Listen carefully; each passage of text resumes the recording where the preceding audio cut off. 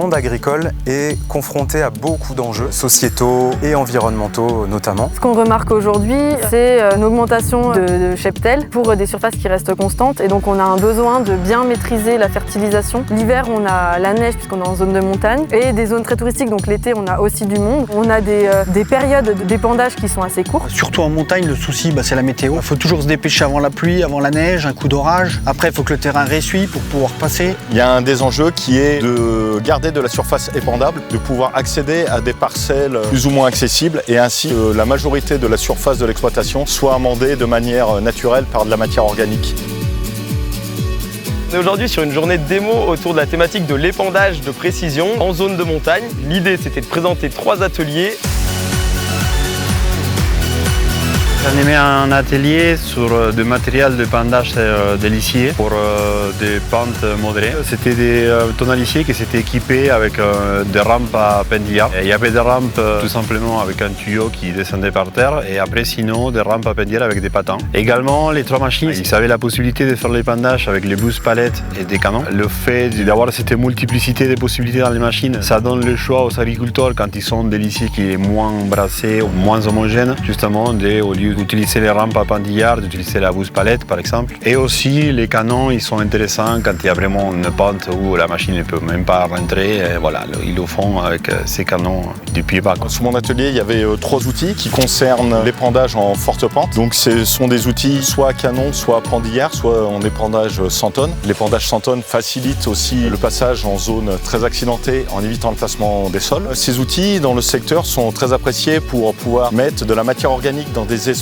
qui sont presque inaccessibles. Cette matière organique va permettre malgré tout de favoriser la pousse de l'herbe, donc d'entretenir le paysage et la pâture des animaux sur ces parcelles. Sur l'atelier, il y avait 2 épandeurs à fumier et il y avait un séparateur de phase qui sont utilisés du coup plutôt en secteur montagne parce que c'est plutôt des petits gabarits et notamment un qui était plutôt en appareil de précision avec une possibilité de régler la dose à épandre, ce qui peut être intéressant puisque avec toutes ces contraintes de pente, etc., les agriculteurs ne peuvent pas forcément choisir la vitesse à laquelle ils vont avec leur matériel et donc avoir un matériel qui se règle plus facilement sans avoir à jouer sur la vitesse du tracteur, ça peut être quand même pas mal pour améliorer la précision des épandeurs. On a pu voir aujourd'hui du matériel de plus en plus précis et de plus en plus adapté à la pente, ce qu'il n'y avait pas il y a 15-20 ans en arrière.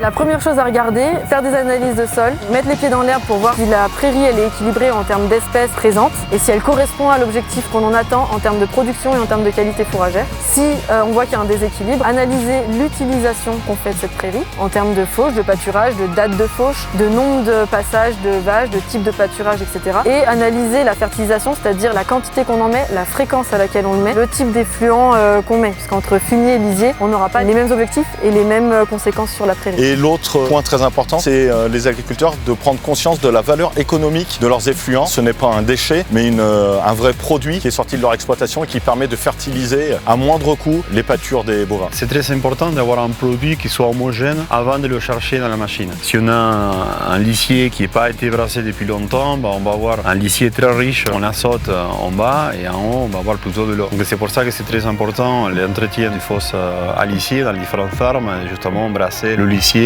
avant de le mettre dans les machines. En général, on n'est pas sur des créneaux journaliers très précis pour faire de l'amendement. On peut décaler son travail, donc ça veut dire qu'on peut partager l'outil et ainsi baisser ses charges de mécanisation. Une CUMA aujourd'hui, pour faire simple, c'est du collectif, un groupe d'agriculteurs qui se lance pour acheter du matériel performant et à des coûts qui ne pourraient pas être supportés pour une exploitation seule. Ce qui est moteur dans notre CUMA, c'est l'ambiance. Il y a vraiment une bonne ambiance, un groupe de jeunes qui motive. Frappez à la porte des CUMA et venez voir. On parle de renouvellement de génération, on parle de collectif et le réseau CUMA est tourné vers les nouvelles générations pour promouvoir aussi cette agriculture collective. Pendant nos journées, on organise des temps justement pour que les centres de formation puissent échanger avec des responsables de CUMA sur leur métier, sur leur quotidien, pour aussi leur donner envie et les aider à se projeter sur l'avenir. Et c'est pourquoi aujourd'hui on avait environ 9 classes qui sont venues à notre événement pour échanger avec des responsables de CUMA. La plus-value de ces événements organisés par la Fédération des CUMA, c'est avant tout un discours neutre, des experts qui viennent de toute structure et qui apportent un regard objectif sur des problématiques, donc aujourd'hui sur l'épandage. Le réseau CUMA est apolitique et asyndical. Et à ce titre, on est en capacité de travailler avec n'importe quel type de structure, tant que ça va dans l'intérêt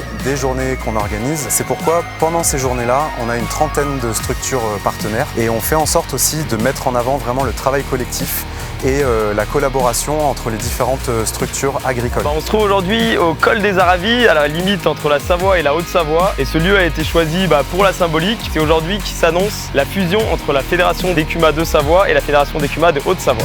Merci à vous, à l'année prochaine.